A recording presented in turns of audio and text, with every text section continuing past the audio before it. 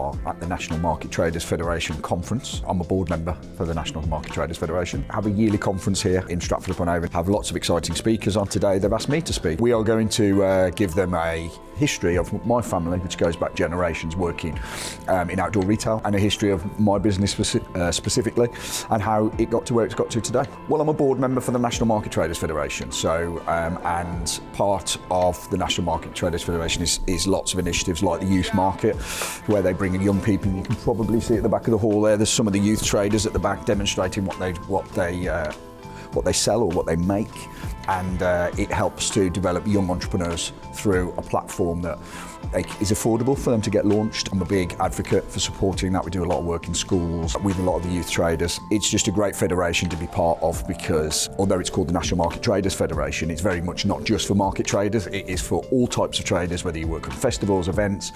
And one of the key things for it is that it is a trade body, so they support you in lots of ways. They support you, they've got fantastic insurance policy, which is fit for purpose. One of the main problems with a lot of the insurance policies that event traders are taking is that they're not fit for purpose. They will support you, whether it's support finding pitches, support with legal advice, support with business growth or anything else. They're a great federation to be part of. It's a lot more than what a lot of people realise.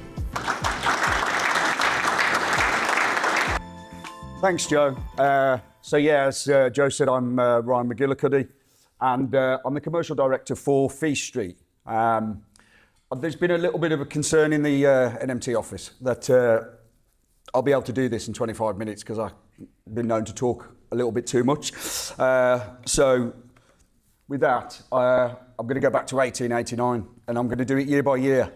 So no, I'm not doing it year by year.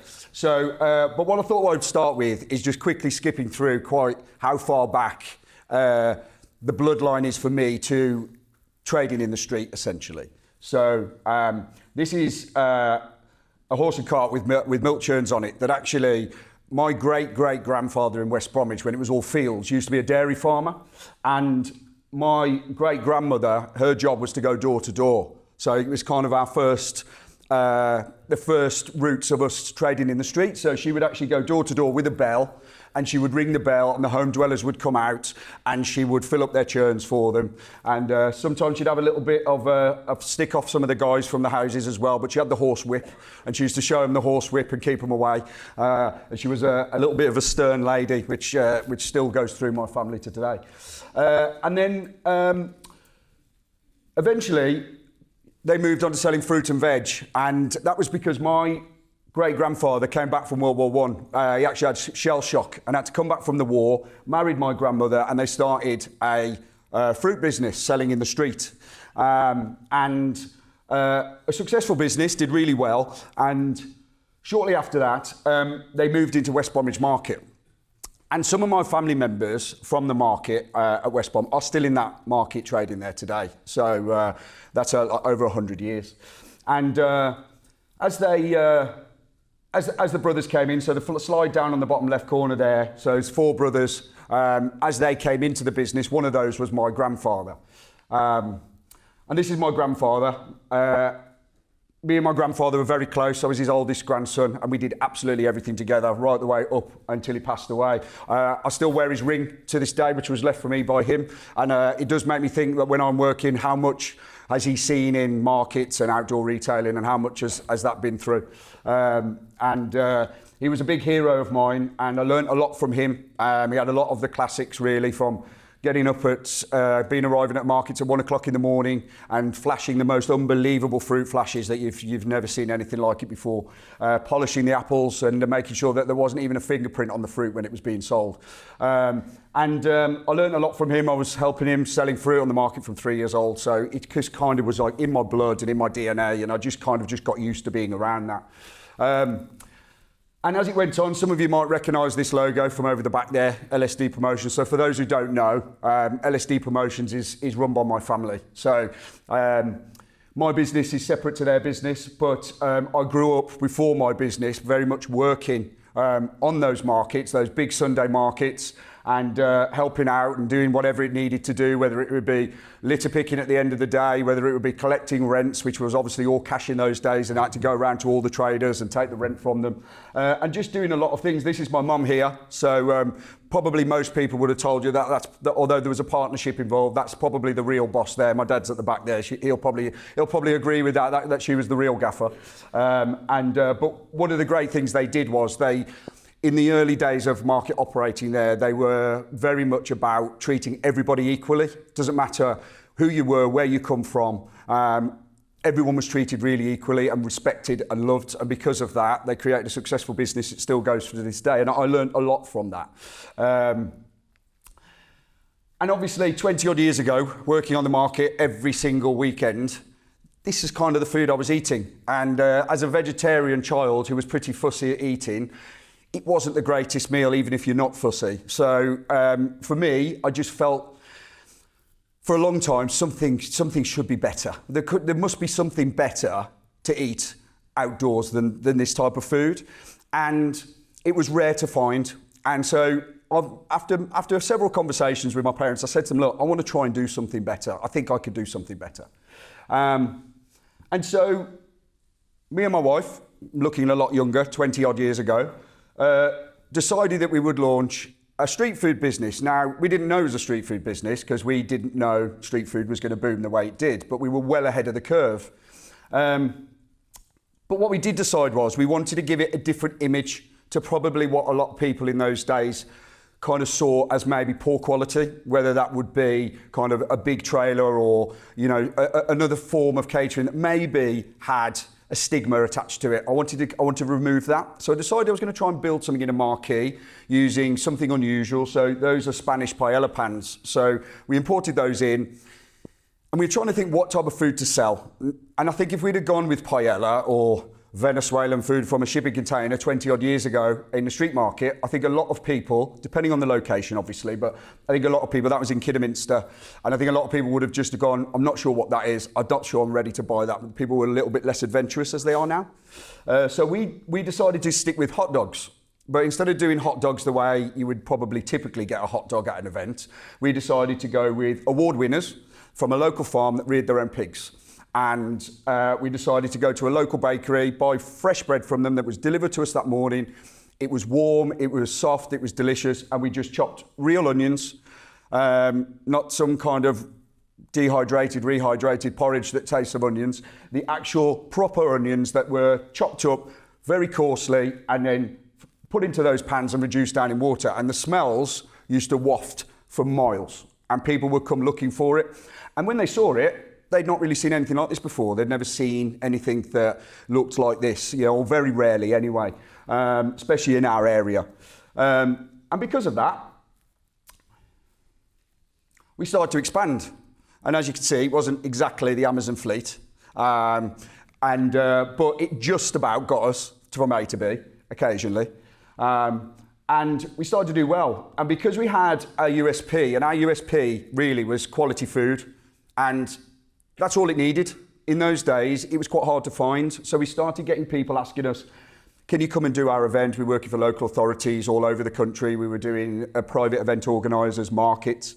And people were saying, can you come and do them? We actually managed to get onto Birmingham Christmas Market Craft Fair. I was the first trader on there. That part of that was because of the fact that I wouldn't leave him alone until he gave me a pitch, to be honest with you. So I think he gave me that more to shut me up than wanted us on there. But we got on there. And we started to develop the business. It went from 6 metres, that's 12 metres there, so I could fit more staff in, I could do more volume, and I started to create a model that could do good quality food and feed the demand. So I started to build the staff teams up and do different events. And then at the point I thought I was Alan Sugar, and basically I'd absolutely cracked it and it was easy, I decided to sell everything and just move into bricks and mortar and I thought that was the natural progression for me. I thought that's where you would go. Market seemed to only be a starter, and then you move on from there. That was my opinion at the time. And I opened nightclubs.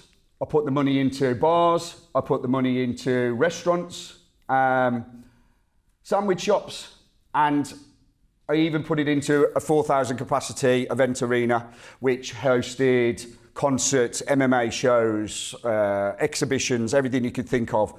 And actually, the businesses were doing okay.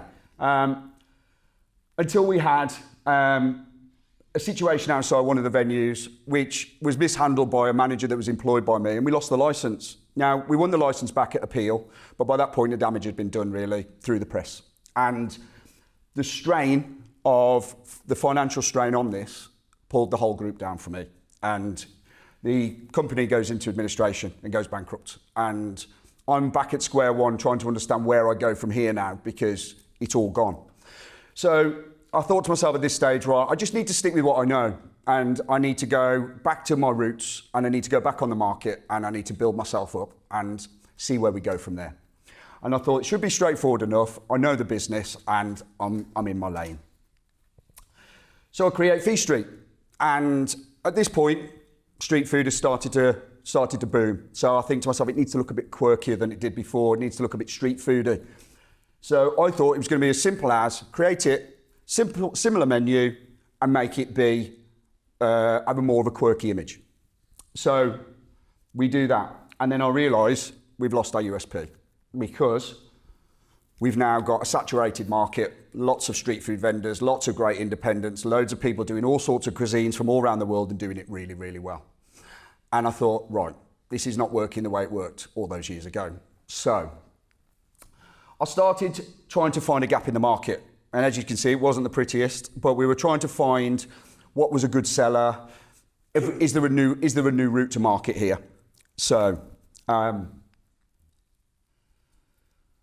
what I realised was that there was quite a large gap between your independent street food trader and your large-scale show caterer, your festival caterer, who needed to do volume. And the street food traders, some of them could do good volume, but not huge volume, but the food quality was amazing. But there was this huge void between the two. And I suddenly realised, it dawned on me, that that was my lane. I was like, I need to go there. I need to go right down the middle of there. What we need to do is for those that want a single supplier to be able to supply them with a range of different street food brands, different cuisines, it needs to be restaurant quality, and we need to be able to deliver volume to make the lives of large-scale operators easier by them being able to come to me and saying, can you just handle everything? Can you make it compliant? And can you make it safe? Can you make it quality? And can you make sure the queue time is manageable? And so I suddenly realised that was my light bulb moment. This is our new USP. So we started to build more brands, but keeping the restaurant quality that I'd done from day one, even with the simple hot dog, was key to the business. We needed to make sure that spearheaded everything. We never moved away from it. If somebody said, look, can you do me a slightly cheaper burger so it's cheaper on price? I would say no. That's not our model. We don't do that. You need to ask another supplier. We never varied from that. We're 21 years in this year and we've still not varied from that, and we won't. So, flavour, colour, theatre, culture and authenticity has been the key factors that we just don't move away from. Making sure that we've cornerstoned all of the main street food lines, what people like to go for, what the mass market tend to buy, and because of that, we started to have quite a lot of brands. And one day, we had a little bit of an idea that there's a fantastic waterside market just over there. Some of you might have seen it. They'd got quite a large space at the end, and we, between ourselves and LSD, who were the contractor over there, had a conversation and said, look, we think that could be a fantastic food court. And we believe that food courts at the moment are the future, and whether that indoor or outdoor. And we've heard from Colin earlier with a fantastic market there. They're working all over the country, but they also work outside. And after several years of us building this up now, we believe it's a really, really heavy footfall driver which supports the market, the town, the local retailers and everything else. So we're really proud of this. And what that's actually done is, for us as a business, is it created a shop window for us. So it gave us the opportunity to be able to showcase this unique business model that we were creating, that most large-scale organisers were struggling to find someone who could fulfil this for them. So it gave us opportunity to bring people there and say, come and have a look at what we can put in for you. Come and try the food, come and experience our customer service and see what you think.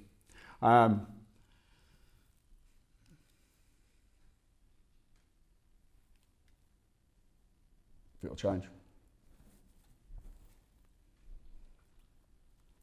Thanks. So we started building it up and we realised that because of the flexibility of our model and the fact that we were just a small independent business, we could actually speak to a lot of organisers and listen to the problems they've got and see if we could actually find a bespoke solution for them to be able to make it work. And lots of them had all different types of problems, and we would go in and we would meet with them, we would discuss and see if we could fix that to make sure that the customer experience at the event was as good as possible on multiple levels.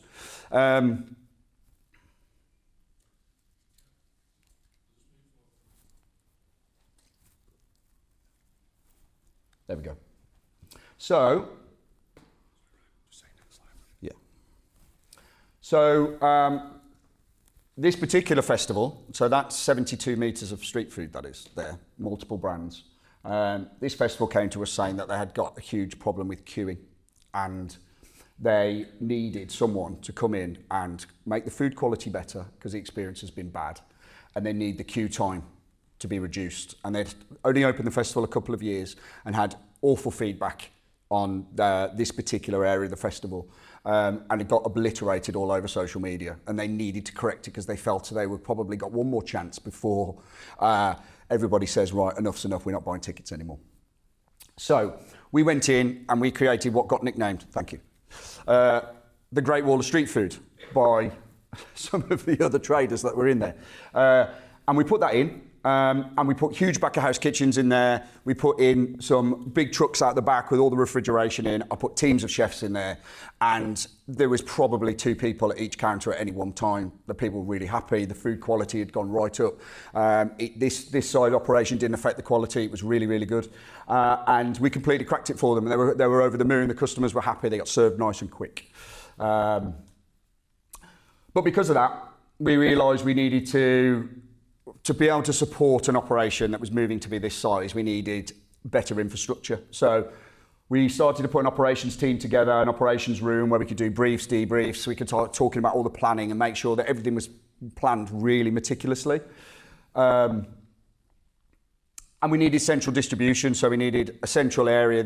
We're based in the West Midlands, so it works really well for us, where everything can get picked and packed, and specifically for the menus that are going into certain festivals or events or markets, and they can be just sent into those trucks and identified easily. And so we put that together. And then what we started doing is, a couple of years ago, we took the business cashless, and for us, there's a number of layers of why we like this, but one great thing is the data's really accurate. So our sales data is really, really fundamental to how we run our business now. So we take all that sales data and we can understand consumer spend in different types of events, whether it's horse racing, general retail markets, whether it is large-scale festivals or any other event that we do. And from that, we started to create a system that could work like the brain of our business, where we could feed it with that data, and with everything from weather to previous sales data to the type of food that's going in there, the footfall that we're expecting going in there. And what the system, I didn't build this, but a fantastic operational director that I've got, who's a lot better than me, built this, and it works brilliantly. So from that data, our systems work where basically it produces an event forecast on stock.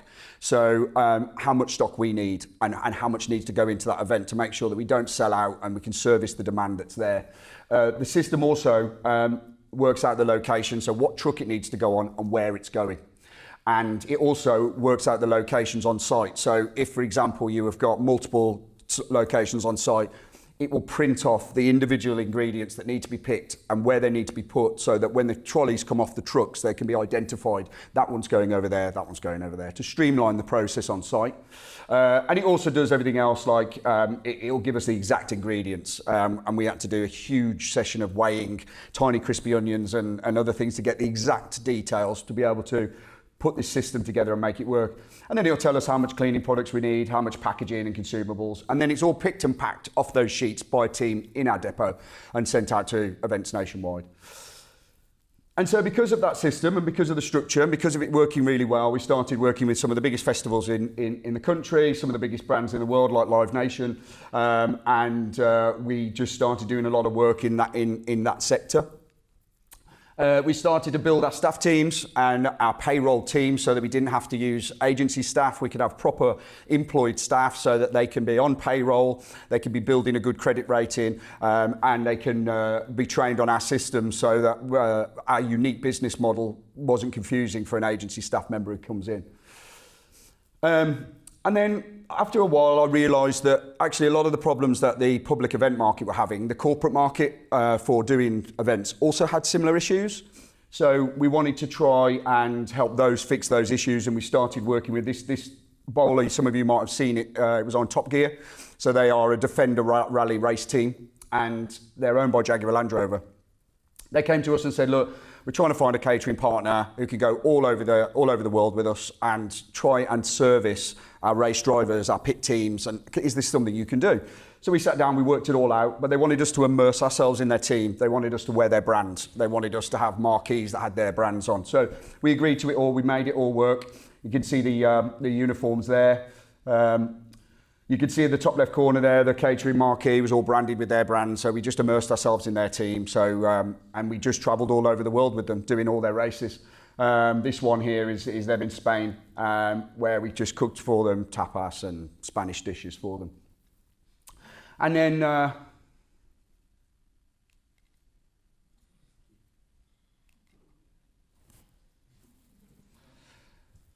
from that, we just start working all over. So this is the team taking a photograph from a ferry going to the Isle of Wight to work with a client over there who was looking for a very specific type of catering for their bonfire event. So, and then we start working with a load of the biggest corporate brands in the world. So with really unique requests. So Kellogg's, for example, wanted us to do their street food in a disused swimming baths in Manchester in the empty swimming pool. So we had to get the street food stuff down there into an empty swimming pool, swimming baths, and do their senior board Christmas party.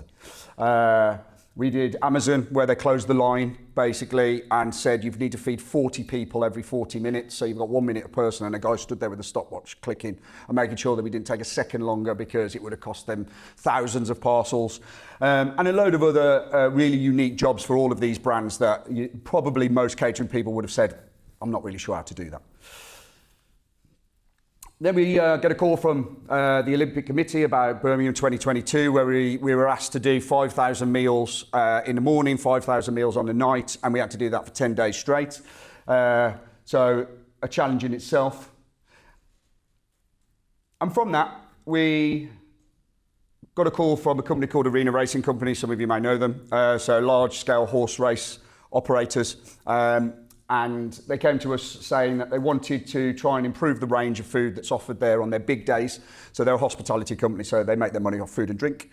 But one of the things that they needed was to be able to flex on those big days, still serve quality, but at volume. So we structured a deal with them, and they're now one of our biggest customers, and we work across all 16 of their race courses on different days, supplying all of their big race days with multiple different types of concessions in different locations.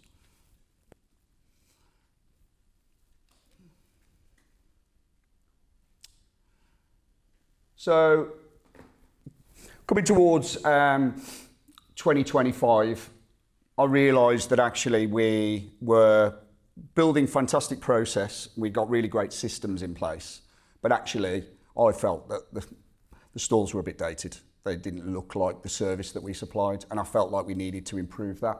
So I tasked the team middle of last year, said that we need to come up with something that looks more semi-permanent, something that we build and put in there. We're already going there with trucks and large-scale teams of people. Let's just go in there and put a bigger effort into the aesthetics, because I don't think that represents what we deliver. And from that, in Stratford, we launched our build-up structures.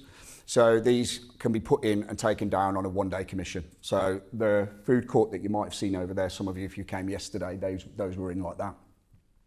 They put those in the morning, they trade on them, they break them down, they put them back in the trucks, they go back. And that's all done on the morning.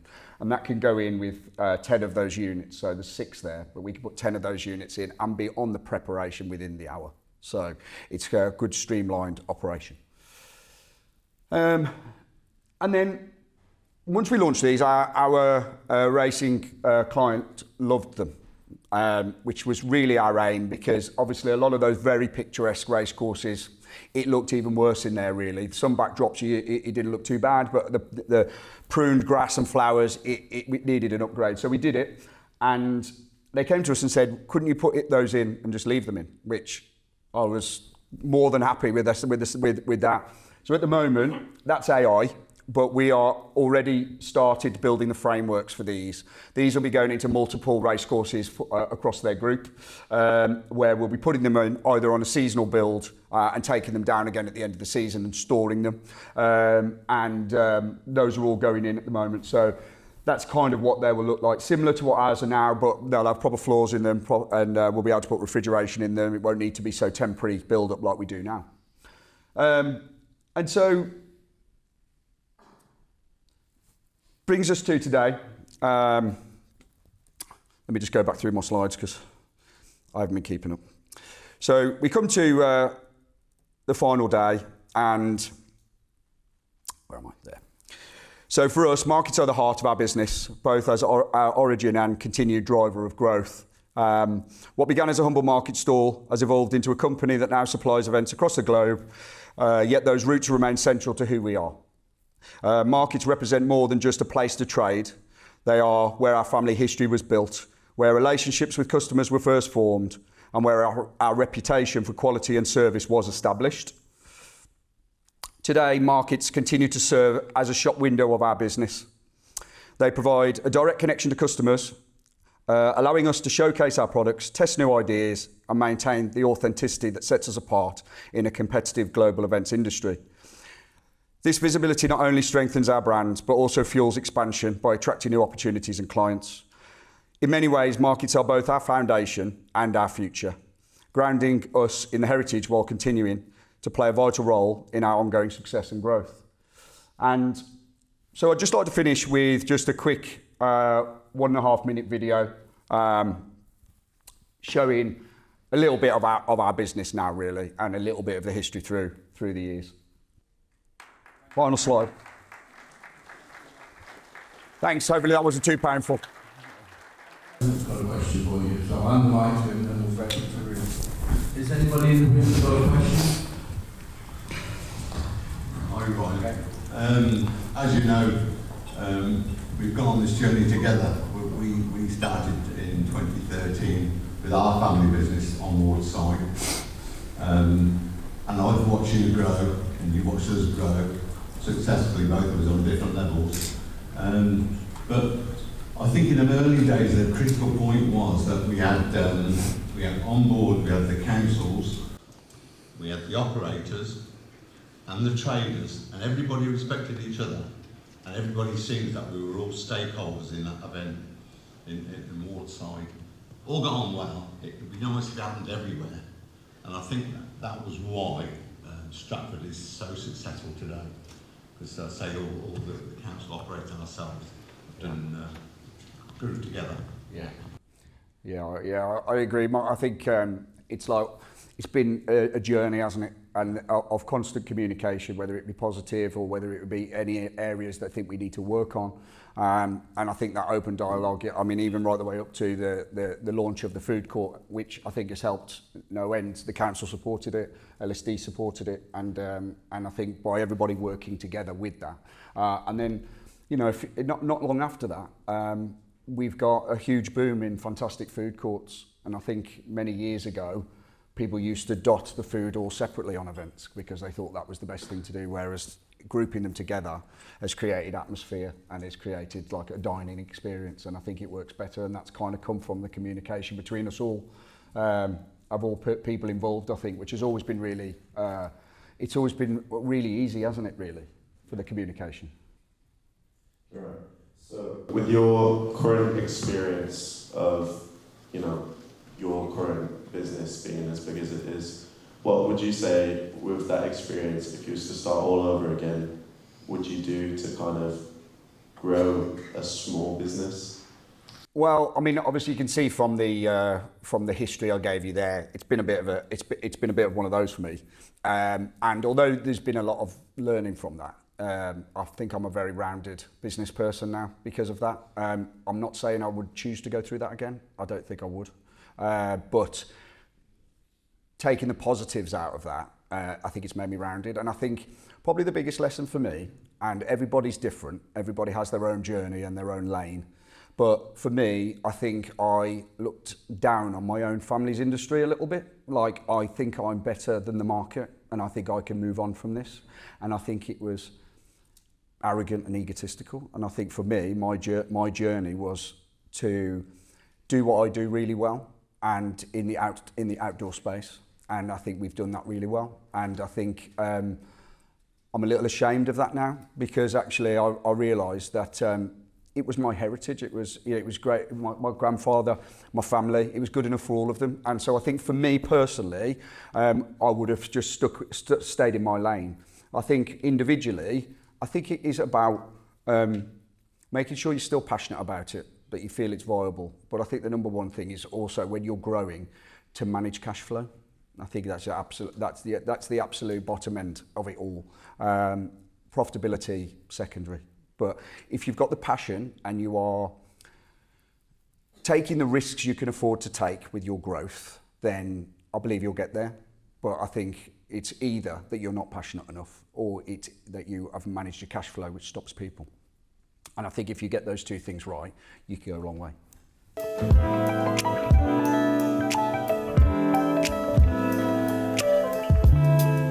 I've not spoken at the NMTF before, so I enjoyed it. It was good. It was like, spoke to suppliers at the suppliers conference and things like that before, but not an industry one. So it was good, because I've heard so many speakers over the years, and I think it was good that kind of Darley Street was on before us, because obviously, you know, prior to Darley Street going the way they did, we were in talks with potentially working with them as a management agent, and so it was lovely to see how it has come alive now. Now obviously we never ended up working with Darley Street, but our relationship is great, and it was great to see that come alive, and also because it's a purpose-built food hall, to then move on to our model and talk about how we put in temporary food villages into events and large-scale sites, kind of complement each other. It shows that there's a demand for that now, whether it be on a temporary basis or whether it be a bricks and mortar built business. So I think having the two after one another worked really well.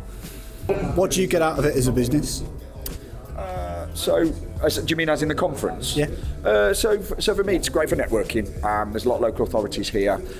It is exposure for us for people to be able to see what we do, what we showcase. A lot of people don't necessarily know what we do, or if they know of us, they don't exactly understand our model, because it's quite complicated. So it gives us a bit of a chance to kind of be in front of people, tell them what we do. Obviously there was a couple of questions I think asked by quite young entrepreneurs that were new and saying, how do I scale my business? What advice would you have to scale my business? So we can give that back to young businesses to try and drive, you know, growth for them and advice for them, which I think from our perspective, I just think you reap what you sow, don't you? So if you are being around to kind of sell your story but also help people, I think it's a wholesome way to do business, and it's a great networking event. This is the industry trade body for event traders, market traders, and any trader that works out in outdoor retail, basically. So it's a great place to network and have a few drinks as well. Ability for one, I think it helps with that, because they're all about quality and about longevity for the industry. So I think being associated with them, especially at a board level like I am, I think it just really helps. It helps you to have credibility within your business, because essentially they wouldn't ask someone to join the board if it was from the wrong type of organisation, or if they didn't have the right ethos behind the company. So I think that helps us from that perspective. But also the fact that the NMTF, they speak directly to government. I mean, we were supposed to be as board members in Parliament next week at a parliamentary reception, which has got postponed, but that's due to Parliament, not due to us. And we would have been there, so it gives us the opportunity to listen to traders out there. There's thousands of members, somewhere between 20 and 40,000 members at the NMTF, and it fluctuates. And those members quite often come to us at board level and say, look, you know, we've got issues with this, or we've got issues with that, or, you know, VAT is too expensive for us, or, you know, all sorts of different things that need to be heard at government level. And the great thing about the NMTF is they have government access, so they can directly go with the voice of thousands of members and saying, look, this is stifling growth in the UK, or, you know, we can't expand because we don't want to go over the VAT threshold, so we close for 2 months a year. That because of that, we pay less corporation tax, we employ less people. And I think getting that feedback from thousands and thousands of small businesses, and then being able to have access into government to speak about it, gives the government an insight into probably a level of business that they don't listen to enough, because they're listening to the big corporations who bring in big money. But actually most of the money is made up of the small businesses. But there is a lot of issues within, especially small traders, especially around VAT, that is stifling the growth. So it gives us a chance to access those kind of conversations.